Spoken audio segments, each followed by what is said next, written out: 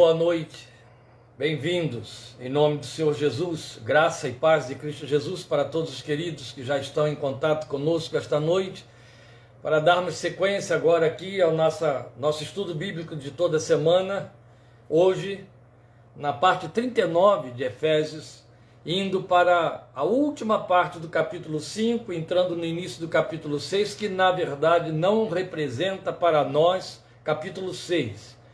Na verdade, em termos de assunto, o capítulo 6 para nós começa no versículo 10. Hoje a nossa leitura se encontra em Efésios capítulo 5, versículos 22 até 6, 9. É um texto longo, mas você não precisa se preocupar muito, porque a nossa abordagem não será nos detalhes da alegoria de que Paulo se serve para comunicar esta mensagem. A nossa mensagem vai estar dentro da aplicação direta que ele nos apresenta da relação de Cristo com a igreja. Então, por favor, eu convido você a abrir a sua Bíblia aí. Em Efésios capítulo 5, leremos os versículos 22 até o capítulo 6, versículo 9. E então, estaremos entrando nesta parte 39 de hoje. Portanto, por favor, fazendo agora a leitura em Efésios capítulo 5, 22 em diante, a palavra de Deus diz: Mulheres, sujeite-se cada uma a seu marido como ao Senhor, pois o marido é o cabeça da mulher, como também Cristo é o cabeça da igreja, que é o seu corpo, do qual ele é o Salvador.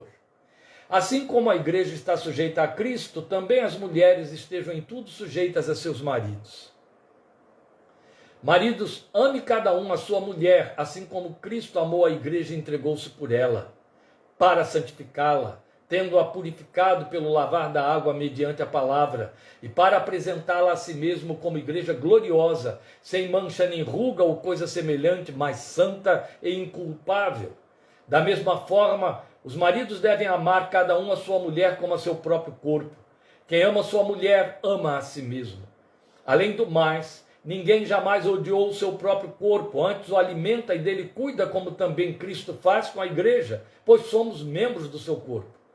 Por essa razão o homem deixará pai e mãe e se unirá à sua mulher, e os dois se tornarão uma só carne. Este é um mistério profundo, refiro-me, porém, a Cristo e à igreja. Portanto, cada um de vocês também ame a sua mulher como a si mesmo, e a mulher trate o marido com todo respeito. Filhos, obedeçam a seus pais no Senhor, pois isso é justo. Honra teu pai e tua mãe, este é o primeiro mandamento com promessa, para que tudo te corra bem e tenhas longa vida sobre a terra. Pais, não irritem seus filhos, antes criem-nos segundo a instrução e o conselho do Senhor. Servos ou escravos, obedeçam a seus senhores terrenos com respeito e temor, com sinceridade de coração como a Cristo. Obedeçam-lhes, não apenas para agradá-los quando eles os observam, mas como escravos de Cristo, fazendo de coração a vontade de Deus. Sirvam aos seus senhores de boa vontade, como servindo ao Senhor e não aos homens, porque vocês sabem que o Senhor recompensará cada um pelo bem que praticar, seja servo, seja livre. Vocês, senhores, tratem seus servos da mesma forma. Não os ameacem, uma vez que vocês sabem que o Senhor deles e de vocês está nos céus, e ele não faz diferença entre as pessoas, ou nele não há acepção de pessoas. Amém? Vamos então considerar o que temos aqui neste texto tão longo, desta parte 39 do nosso estudo de Efésios, de uma riqueza incomparável. Na verdade, não é muito diferente do que temos visto até agora, parece apenas conselhos práticos, é a primeira impressão que temos. Este é um texto aí dos versículos que vão de 25 a 31, 32, reforçadamente muito usado pelos pastores em parênteses de casamento, de celebração de casamento, mas há muito mais do que isto aqui. Sem dúvida, é rico, é procedente, é muito pertinente fazer a aplicação exortativa deste texto nos conselhos que Paulo deu a maridos e mulheres, a filhos e pais, a senhores e empregados. Mas nós hoje vamos fazer o nosso enfoque aproveitando um lado da alegoria. Qual é o lado? É aquele em que ele nos comunica o que Cristo faz por nós e conosco. Porque, com respeito, meus queridos, a praticidade disso na vida conjugal, na constelação familiar, na vida profissional, nas lides empresariais, há um sem número de material escrito por aí que você pode consultar.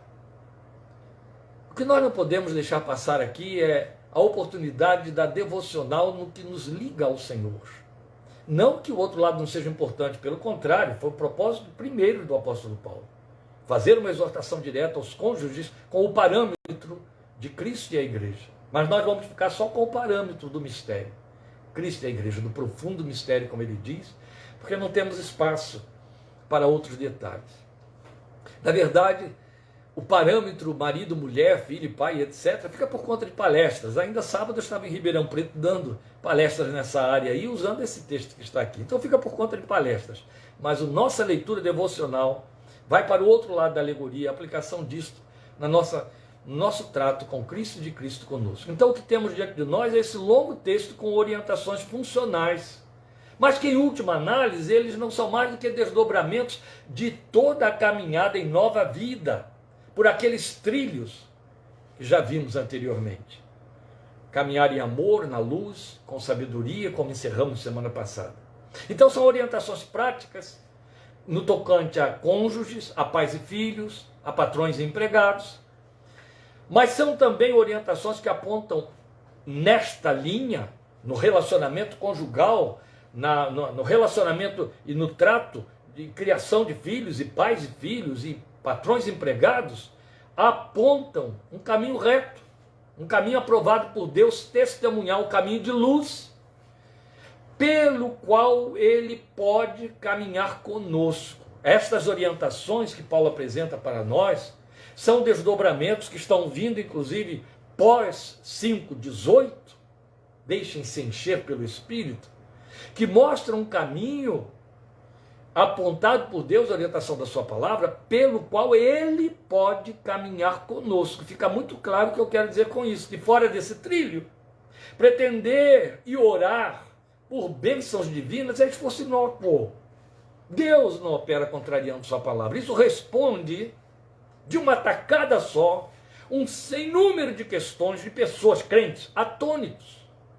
Eles se confundem. Primeiro aqueles que correm para o terreno do mérito, dizendo, mas eu faço, eu pago dízimo, eu vou à igreja, eu cumpro a orientação da liderança da igreja, eu leio a Bíblia, eu oro, mas as coisas têm acontecido de forma errada, as respostas não vêm, é como se Deus não estivesse me abençoando nessa área. Aqui você tem uma resposta. Todos os rituais, todas as liturgias, toda a piedade e pietismo, de observações, que inclusive tem um pé no mérito, não servem de nada e transformam nossas orações em pó, se nós temos a pretensão de que Deus esteja caminhando no caminho que nós estamos fazendo fora desses trilhos. Ele quer nos abençoar, mas fica impedido, porque ele não anda contrariamente à sua palavra, ele anda nos trilhos que a sua palavra traçou. Se você estiver dentro do trilho, aí ele vai fluir. Isso não tem a ver com mérito. Isso tem a ver com a resposta de Deus à obediência. É só isso. Deus não contraria a sua palavra nunca.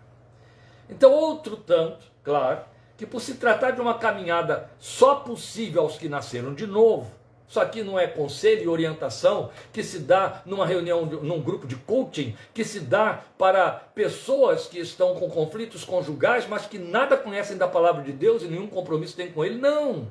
Isso aqui é para a igreja, isso aqui é para os cristãos, isso aqui é para os que nasceram de novo, para os que entraram no pacto da aliança, crendo no sacrifício realizado na cruz, e que tomaram a decisão de se tornar inimigos do mundo e amigos de Deus, e rejeitar o mundo com as suas concupiscências. Então, na verdade, é uma caminhada que só é possível a esses que nasceram de novo e que andam na luz. Então são proposições muito elevadas. E essas proposições são elevadas porque militam contra as disposições da carne. Daí elas estarem todas precedidas pela exortação de 5:18. Não se embriaguem com vinho no qual há dissolução, mas deixem-se encher pelo Espírito. Bem, já batemos nisso aí semana passada, apenas eu quero pontuar para os irmãos que esse é o ponto de partida para o que temos aqui. Só é possível, a começar pelo que terminou no versículo 21, Sujeitem-se uns aos outros por temor a Cristo. Uma mulher está sujeita a seu marido, reconhecer nele o cabeça. E esse marido, uma vez cabeça, amar essa mulher, ainda que ela não se sujeite, cumprindo as declarações que estão aqui, só é possível se estiver cheio de espírito. A carne não faz estas coisas. Pode até tentar um arremedo, pode até tentar imitar um esforço nobre, bonito, se pode aplaudir, mas não prevalece. É o Espírito de Deus quem gera, quem produz, quem nos capacita. Então precisamos estar cheios dele para tornar esta experiência viva e as bênçãos de Deus fluírem sobre as nossas vidas. Então isso tudo aqui é decorrente de Efésios 5,18. Porque esse texto é a única via que faculta a realização desta maneira reta de viver, orientação de Deus e do seu propósito. Então o texto que segue a partir de 5,22, ele se abre com uma alegoria em que o apóstolo compara a vida conjugal cristã ao mistério, que ele chama de mistério profundo, de Cristo com sua noiva, com o corpo, com a igreja. É o que você tem no versículo 32, quando ele chama de mistério profundo. Este é um mistério profundo, refiro-me, porém, a Cristo e à igreja. Ele vai dizer isso justamente depois de ter feito toda uma observação e recomendações quanto a como o marido tratar a mulher, como a mulher receber esse trato e devolver, e por aí vai. Então, embora seja tão rico nos seus pormenores, como eu já disse aqui, falei 2 vezes, de que ele se reveste quanto a essas instruções desse convívio em patamares tão elevados, o nosso enfoque aqui, como nos outros que se seguirão, aí os relacionamentos, os outros níveis relacionais, que ele vai pontuar, pais, filhos, patrões e empregados, o nosso enfoque vai se restringir a isso que fica em realce, ao que recebemos de Cristo, uma vez que somos a sua igreja. Porque eu volto à carga, meus queridos. Você pode colher estas outras orientações práticas e da vivência no lar em outros nichos, em outros elementos, em outros volumes, em outros compêndios, em outras palestras e coisa parecida. É evidente que sim. Mas até pelo fato de que chama a nossa atenção essa exortação que ele faz a cônjuges, a pais e a patrões, a cônjuges e a filhos e a empregados, a gente se prende a essas exortações diretas e práticas só neste nível do relacionamento, marido, mulher, filho, pai, patrão, empregado, e aí perde a essência do que está em paralelo, do que ele está usando como referência. A gente perde a glória da referência, que é o que eu quero trazer aqui. Eu quero justamente pontuar neste texto isso que ele está nos comunicando, que acontece entre Cristo com a igreja, que ele está dizendo aos maridos, copiem Cristo. Isso que acontece entre pais e filhos, que ele está dizendo, obedeçam desta maneira, cumpram isso como ao Senhor, entre patrões e empregados, como ao Senhor. Mas muito especialmente no que diz respeito ao que ele chamou do mistério de Cristo com a igreja, que é a alegoria com a vida conjugal. Então, surgem pontos em realce dessa comparação com o lar a respeito do que Cristo faz com a igreja. Então, a primeira coisa que ele declara para nós é que Cristo é o cabeça da igreja. Qualquer que seja o título, me permitam e me perdoem, colocar dessa forma que parece que é uma redução, aí, uma agressão à nossa atenção, mas não é. Mas qualquer comparação, qualquer titulação, qualquer adjetivo que se dê a Cristo é sempre bem-vindo pela nossa fé. A gente não questiona uma vez que saiu de dentro da palavra de Deus. Isso é importante, mas é importante saber o conteúdo, conhecer o significado. É muito bonito declarar, cantar, assumir que Cristo é o cabeça da igreja, Cristo é o meu cabeça. Mas quais são as implicações disso? O que vem significar de fato? Bem, no que diz respeito à questão do lar, que é a referência ali que está sendo usada, na verdade, Cristo sendo referência para o lar, o marido cabeça da esposa é o guia, o gerente da casa. Este é o principal sentido de Cristo cabeça da igreja. Ele é o guia do crente como gerente, ele é o gerente. E vem aqui e me acompanhe nisso, por favor. Todas as esferas de realizações todas as áreas da sociedade exige presenças de cabeças. Então, o soldado no exército, ele vai ter os seus superiores, ele pode discordar totalmente do que eles pensam, mas ele sabe o seguinte: eu tenho de cumprir o que ele determina, porque ele é o chefe aqui. Eu tenho de seguir as orientações do gerente da empresa, porque ele é o gerente, mesmo que eu não concorde. No campo de futebol, um dos jogadores tem a faixa de capitão. E eu tenho de seguir as orientações que ele vai passar de última instância, repetindo o que ele, ou me levando a cumprir o que o técnico determinou que fosse feito em campo. Então, é uma sujeição a que o mundo se obriga e se permite sem discutir.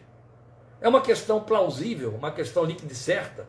Podemos ter opiniões contrárias, etc., mas prevalece o fato de que eu tenho de atender às metas que estão sendo traçadas por aquele que é o cabeça, porque o cabeça não sou eu. Cristo é o cabeça do crente. Ele é o gerente. Então, na verdade, o máximo que me resta fazer diante dessa ingerência de Cristo não é chegar para ele e dizer: Senhor, eu tenho aqui uma ideia que eu gostaria de colocar em prática, é querer saber, essa ideia é tua? Se for, vai funcionar. E qual é o momento de pô-la em prática? E de que maneira eu a ponho em prática? E que recurso tu me trazes para que eu a ponha em prática? Ô pastor, mas isso aí é muito comprometedor. Sim, nós dissemos, a linguagem é muito elevada. Paulo chamou de mistério e ele nos disse que fomos aparelhados para isso em 5,18. Ele nos recomendou: deixe-se encher. Se deixar encher pelo Espírito, isso vai fluir. Cristo é o cabeça da igreja. Quero ilustrar um pouquinho mais o sentido disso, até para que favorecer aí mulheres que estão com a pulguinha atrás da orelha dizendo: oi, eu tenho que estar cumprindo tudo que o meu marido determinar. Não é isso que eu estou dizendo, e o nosso propósito aqui não é estar trabalhando aí com a questão marido e mulher.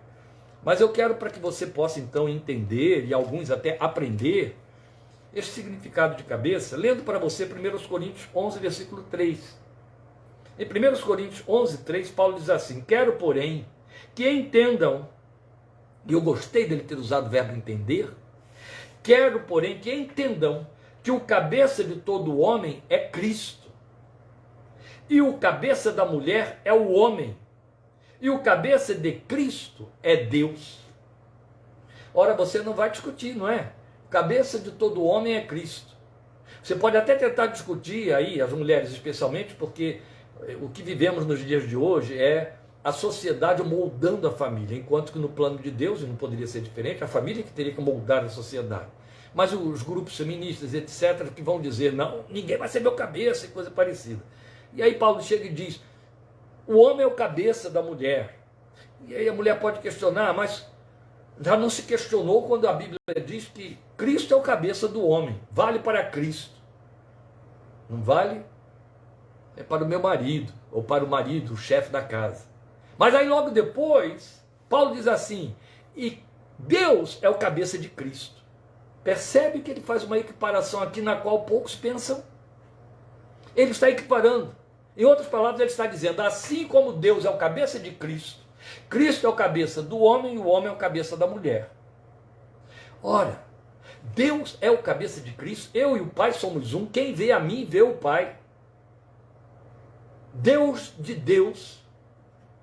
Nós sabemos que o Pai não é mais Deus do que o Filho, e o Filho não é menos Deus do que o Pai.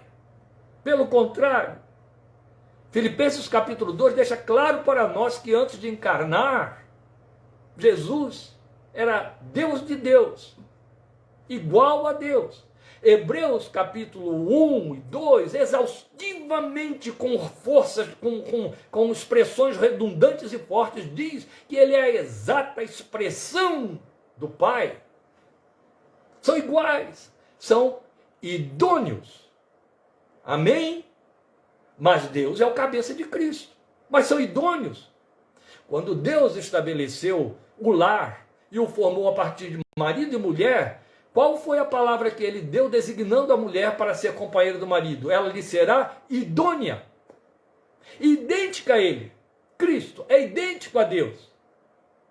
Logo, o que está acontecendo aqui? Por que que Deus é o cabeça de Cristo? Se os dois são idôneos, é idêntico. Cristo é idôneo ao Pai, são idênticos. Porque Jesus dá visibilidade ao Pai. Porque Jesus completa a revelação do Pai. Porque Jesus realiza a obra do Pai. Jesus completa a obra do Pai. Jesus cumpre a gerência do Pai. É isso que vale para a mulher. Ela dá visibilidade ao seu marido.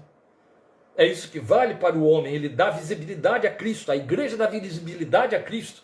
E como se não bastasse, Paulo diz para nós em Efésios 1:23 que a igreja é o complemento, como o corpo de Cristo. Ele é o cabeça, a igreja é o complemento. Ela é o complemento como corpo. Completa a cabeça. A mulher completa o marido. É idônea e completa. O que falta dele, ela supre. É isso. São idôneos. Então a linguagem não é de superioridade, não é de domínio, não é de senhorio. Pelo contrário, é de acordo mútuo para funcionalidade plena. É de ajuda, cooperação, coparticipação. Bem, não vou me estender. O que importa aqui para mim não é saber se as mulheres entendem disso, se os homens entendem disso, se vivem isso dentro do lar ou não. Paulo diz, viva, hein? O que importa aqui é saber se eu vivo isso como Cristo, como meu cabeça. Se eu dou visibilidade a Ele. Se eu estou consciente disso, que direito eu tenho de pretender que a minha mulher seja idônea e me dê visibilidade e me complemente, se da mesma maneira que a Bíblia diz que eu sou cabeça dela, declara que Cristo é o meu cabeça e eu tenho que complementá-lo, eu tenho que dar visibilidade a Ele. Direito nenhum. Se falho. Porque a igreja dá visibilidade a Cristo. E indo mais fundo, pisando agora, fundo no acelerador. Vem comigo aqui, me acompanhe na memória da visão que João teve em Pátimos. Logo na abertura do livro de Apocalipse, capítulo 1. Quando ele ouve a voz do Senhor que fala com ele. E aí, depois de ouvir o Senhor falar, ele se volta para ver quem falou com ele. E ele vê que é o Senhor, mas ele o vê entre os candeeiros. A igreja, e ali eram 7 igrejas, estavam representadas pelos 7 candeeiros. Toda a igreja eram aqueles 7 candeeiros. A igreja invisível de Cristo, a igreja mundial, a igreja de Cristo no mundo. Aqueles 7 candeeiros ao longo de todos os 2000 anos de história até agora e o que ainda mais virá para frente. Mas onde estava o que falou com João? No meio da igreja, no meio dos candeeiros. Antes de ver a Cristo, ele teve que ver os candeeiros. A igreja dá visibilidade ao Senhor. Se alguém quer saber como Deus é, tem que conhecer Cristo. Se alguém quer conhecer como Cristo é, tem de conhecer a igreja. E essa igreja sou eu e você. Lembra da palavra que pesa aqui sobre nós, em nossos ombros, quando Paulo diz que nós somos carta de Cristo conhecida e lida por todos os homens. Ele não disse carta de Cristo conhecida e lida nas igrejas, carta de Cristo conhecida e lida pelos outros crentes. Não, ele disse por todos os homens, os ateus, os ímpios, os pagãos, os que trabalham com magia negra, aqueles que estão envolvidos em rituais animistas, os grandes cientistas, os poderosos da terra. Eles leem na igreja a mensagem de Cristo. Sua vida fala, a responsabilidade é muito grande. Onde você estiver, no que você fizer, comece dentro de casa. Comece como cabeça da sua esposa. E você, mulher, comece como corpo do seu marido. Porque você é crente. E a carta está sendo lida. Então, ele é o cabeça da igreja. É a primeira declaração que você tem aí. A segunda declaração é decorrente dessa. A igreja é o corpo de Cristo. E eu já expliquei. Então não vou gastar tempo aqui. Aquela que lhe dá visibilidade. É o seu complemento. E depois nós vamos ter as declarações dos verbos, das ações de Cristo a favor da igreja, a partir do versículo 25. Então a primeira coisa que ele declara aí ame o seu marido como Cristo amou a igreja e a si mesmo se entregou. Ame a sua esposa como Cristo amou a igreja e a si mesmo se entregou por ela. Que declaração solene, não é? Cristo amou a igreja e a si mesmo se entregou por ela. O que você tem aqui no versículo 25 é, mais uma vez, o apóstolo colocando em pauta o sacrifício, a cruz. Ele nunca abre mão de trazer isso de volta à nossa memória. Ele fez isso já no capítulo 1, no capítulo 2, fez no 3, fez no 4, fez aqui no 5 de novo. Mais uma vez, está chamando a nossa atenção para o sacrifício. Cristo se entregou por nós. Que entrega é essa? Qual é a entrega do homem para a sua mulher? Deixará pai e mãe. Vai formar um novo lar, uma nova família. Qual foi a entrega de Cristo? Ele de fato deixou o seu lar? Deixou. Deixou o esplendor da sua glória. Não é assim que a gente canta? É Filipenses capítulo 2. Mas o máximo que vai acontecer com o homem é que ele vai fazer ruptura de laços primários. Com Cristo foi muito além disso, porque o se entregar, ao encarnar, representou compromisso de sangue, compromisso de sacrifício, entrega no lugar de substituição, entregando-se na cruz.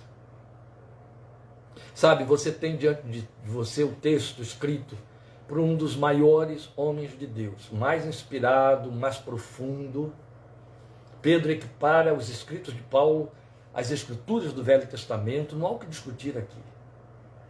Esse homem, da profundidade da sua paixão por Cristo, a ponto de dizer até que Cristo seja formado em vós, vivo não mais eu, mas Cristo vive em mim, ele nunca deixou de pontuar a sua consciência de que Cristo se entregou pela igreja e Cristo se entregou por mim.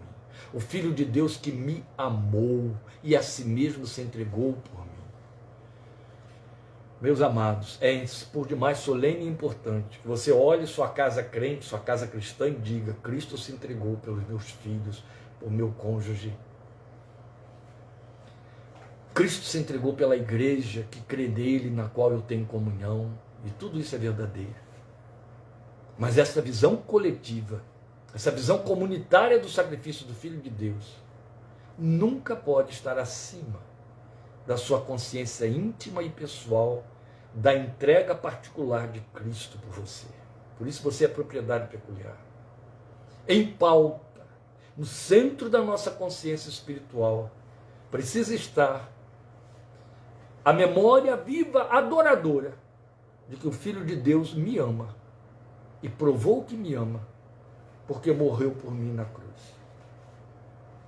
Se todos os que têm de crer, crescem, e eu tendo de crer, não tivesse crido,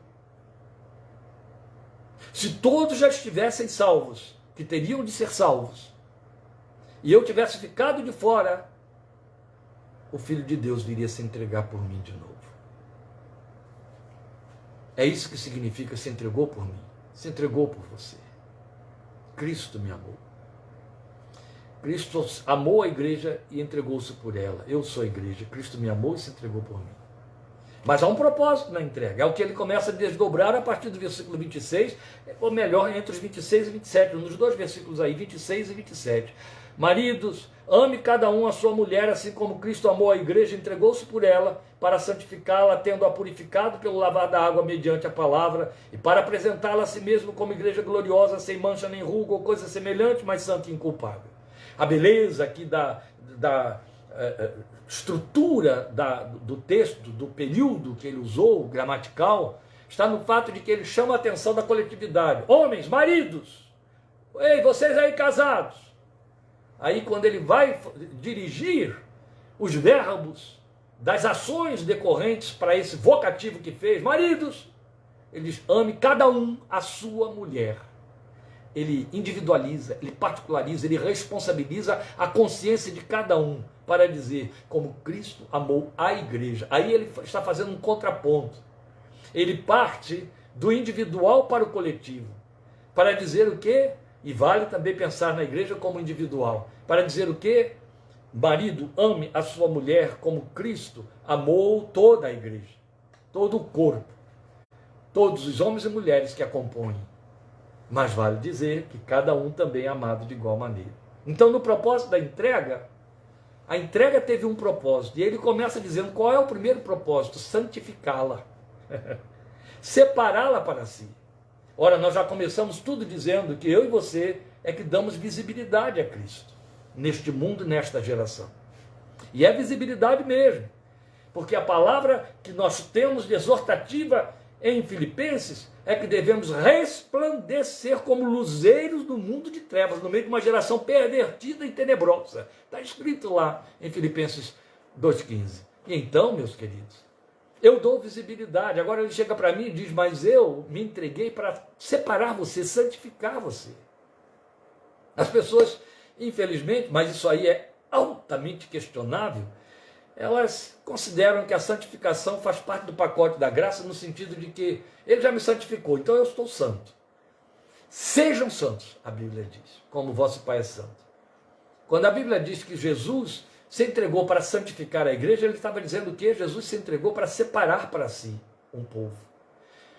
Devemos manter uma consciência aguda na nossa espiritualidade, inegociável. A consciência de pertencimento. Há um cântico antigo, muito antigo, eu só sei a primeira linha dele, tão antigo ele é, e olha que, né, tem gente mais antiga do que eu, mas ainda assim.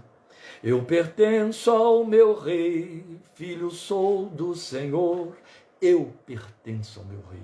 E o coro deste cântico repete esse refrão: eu pertenço ao meu rei, eu pertenço. Pertencimento. Ainda, a despeito de todo o feminismo, ainda vale essa conceituação. A quem esta mulher pertence? Está na Bíblia. De quem é essa mulher? Como assina o nome dela? Qual é o sobrenome que ela recebeu? Paulo está trabalhando com isso para dizer: a igreja recebeu o nome de Cristo. Passou a pertencer a Ele. Passou a ser propriedade dele.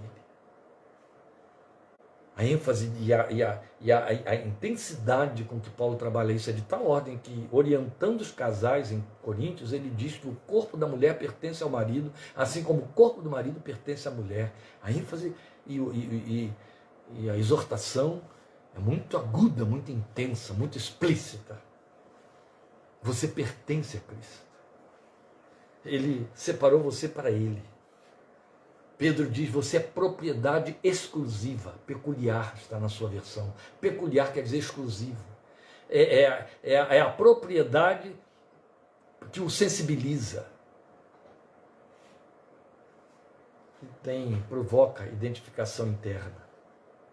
Então ele santificou e depois ele se entregou também para purificá-la pela palavra. É uma verdade que não se pode discutir. O fato de que quem não tem a mente de Cristo nada entende desta palavra. Paulo diz: falamos coisas espirituais com os espirituais. Os espirituais discernem bem tudo.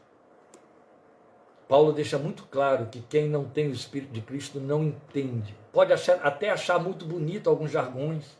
Você vai ver diretores de filmes, produtores, sempre que tem uma cena de sepultamento, especialmente se for uma cena onde o contexto, a locação é países cristãos, como Estados Unidos e outros, aí alguém faz uma recitação qualquer da Bíblia. Salmo 23, geralmente Salmo 23, não vai muito além do primeiro versículo: o Senhor é o meu pastor, deitar-me fez, ainda que eu ande pelo vale da sombra da morte. Mas não entendem nada do que está sendo lido ou dito. Algumas sessões e reuniões de alguns grupos religiosos são abertas com leituras dos evangelhos, dos quais nada entendem, porque não tem a mente de Cristo. O Espírito Santo não habita ali. O que a palavra está dizendo, o que Paulo está dizendo, é que uma vez que Jesus separou você para Ele, Ele te purifica pela palavra. Purificar pela palavra não é um talismã, uma coisa mágica. Eu carrego a Bíblia dentro da minha bolsa, da minha frasqueira, dentro da minha mochila, dentro da minha maleta, ou eu carrego a Bíblia junto do corpo, embaixo do braço, ou eu coloco na cabeceira da minha cama, ou aberta em algum lugar, ela está me purificando. Isso não existe. Isso é superstição pagã, não tem nada a ver conosco. Purificar pela palavra significa a palavra entrar e lavar. E você já deve ter passado por essa experiência. Ela dá uma lavada, ela vem e limpa.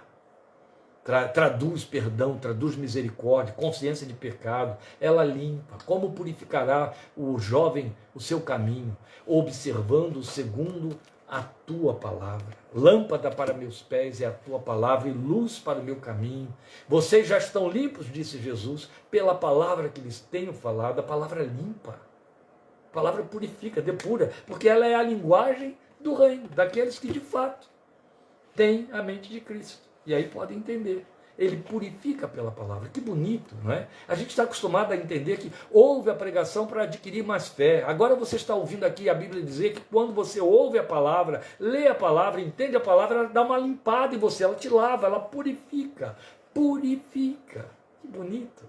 E purificar é o verbo. É mais do que lavar. Purificar tem muito a ver com a depuração do metal. O teste do metal, a genuinidade do metal, a retirada das escórias. E para purificar o metal, então é derretido, e por aí vai. Essa alegoria toda essa simbologia de que se servem os autores da Bíblia faz parte. Você vai encontrar isso no Salmo 66, Davi trabalha com isso aí. Aí, logo depois, ele vai dizer para nós que ele quer apresentá-la a si mesmo como igreja gloriosa, sem mancha, eu não vou entrar nesses detalhes, nem ruga ou coisa semelhante, mas santa e inculpável. O que ele está dizendo é que ele a santifica e purifica para usufruí-la pujante da sua glória. É muito bonito. Eu disse que não ia entrar em detalhes porque não temos tempo, mas sem mancha não significa que ela não se suje, significa que ele a limpa a cada vez que ela se suja. Mas não é bonito você ouvir ali que ela sem ruga? Sem ruga, o que ele está dizendo é que ela não caduca, ela não se transforma em sucata, ela não perde líquido. As rugas são formadas por perda de líquido, perda de elasticidade, perda de colágeno, não é assim? Perda de vitalidade. Então o que ele está dizendo é, ela não vai ter essa perda, o Espírito está lá dentro, vivificando. Os que esperam no Senhor renovarão as suas forças. Ele quer usufruí-la pujante de glória, sem mancha, sem ruga, santa, inculpável. Ele está trabalhando por isso. Esta é a razão porque ele não deixa o seu pecado passar batido. Ele sempre chama no canto, ou chama a sua atenção através de uma circunstância qualquer, que leve você a rever uma posição, ver onde tropeçou. Ele sempre vai chegar para a igreja e vai dizer, lembra de onde você caiu, volta e pratica as primeiras obras. Ele te quer inculpável, não deixa rolar frouxo. O autor de Hebreus já nos advertiu para dizer, se deixar rolar frouxo é porque você não é filho. Ele só disciplina filho. E a disciplina dói, o texto diz. Glória a Deus por elas. A primeira coisa que elas me dizem, eu sou filho. A segunda coisa, ele está cuidando de mim. Ele está me depurando. Ele quer me aprovar. Aleluia. Mas depois nós vamos ter no versículo 29, nos dizendo algo tão lindo. Cristo alimenta a igreja. Você pensa logo na Bíblia, não é verdade? Não resta dúvida, porque o próprio Senhor Jesus deixou muito claro que ela é mais do que o pão que perece. É toda a palavra de Deus que alimenta o homem. Então é fato, você pode pensar na Bíblia. Mas já ouvimos que ele usa a Bíblia para limpar-nos. Foi lido lá e dito aqui. Mas quando diz que ele alimenta a igreja, vai além do exercício de reflexão, meditação e ouvir pregação. A própria fé faz parte desse elemento. É claro que as coisas ficam interdependentes, já que a fé vem pelo ouvir a pregação de Cristo, mas a própria fé é um instrumento alimentador do coração do crente.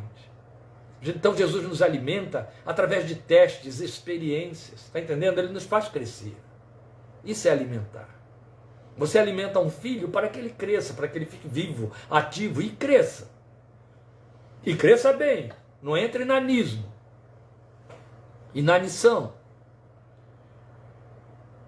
Jesus faz a mesma coisa comigo e você. Ele alimenta pelo agir do Espírito, pela introjeção de frutos, de dons espirituais. e pela palavra. Mas é importante o texto dizer que ele está ocupado em fazer isso, está alimentando a igreja. Olha, você que é mãe, sabe muito bem o que significa preparar uma refeição, colocar diante do filho e ele não querer comê-la. Você que é pai, sabe muito bem o que significa comprar frutas, etc., colocar dentro de casa e ver que as frutas murcharam, empreteceram porque ninguém comeu. Cristo alimenta a igreja. Isso não quer dizer que ele enfia a goela abaixo. Isso quer dizer que ele te dá o alimento e você se serve dele. Amém? Depois o próprio versículo 29 diz que ele cuida da igreja, quer dizer, ele trata dela.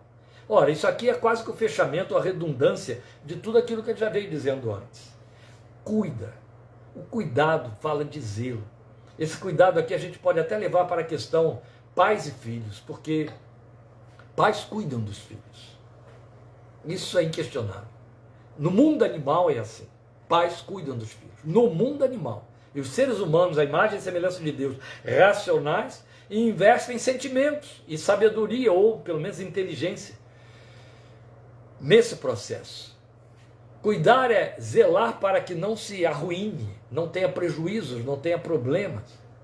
Cuidar é salvaguardar, proteger. E por aí vai. O que mais você puder entender por cuidar, coloque aí, porque funciona. E se não funciona para um, vai funcionar para você, porque Deus te trata de acordo com os conteúdos que habitam a sua fé. Depois ele vai falar sobre pais e filhos, patrões e empregados, e aí já não há mais uma relação tão intensa do outro lado da alegoria, como acontece na relação conjugal. Então ele vai começar isso em 6:1, mas eu já deixei claro para os irmãos que esse 6:1 a 9 não representa que o capítulo 6 começou. O capítulo 6 começa a partir do versículo 10. Eu estou me referindo ao conteúdo, a texto, a contexto. Então é como se o capítulo 5, depois do versículo 33, ele fosse entrando pelo capítulo 6 até o versículo 9. Então, mais ou menos, né? Eu sei que fica, a grosso modo, seria como se eu fosse agora ler capítulo 5, 34, 35, 36, 37, 38, tá entendendo? E vai chegando lá. Por quê? Porque aqui em 6:1 ele vai se dirigir a pais, genitores, a seus filhos, 6:10 ele muda de assunto completamente. Então ele introduz um verbo no trato dos filhos com os pais que não usou quanto às esposas com seus maridos, obedecer. É importante você prestar atenção nisso, porque a má interpretação da ideia de cabeça, e mulher sujeite-se, parece sugerir obedecer. Uma coisa é estar sujeito, quer dizer, assumir a mesma missão, especialmente a missão do lar. Outra coisa é obedecer. Nem filhos estão obrigados a obedecer ao Senhor se não for no Senhor.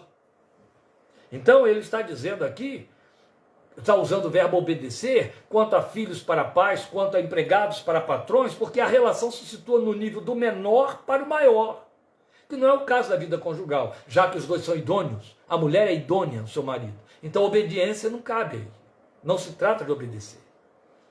Quando o verbo obedecer está sendo usado na relação conjugal, alguém está sendo coronel, fazendo uso pejorativo do conceito coronel.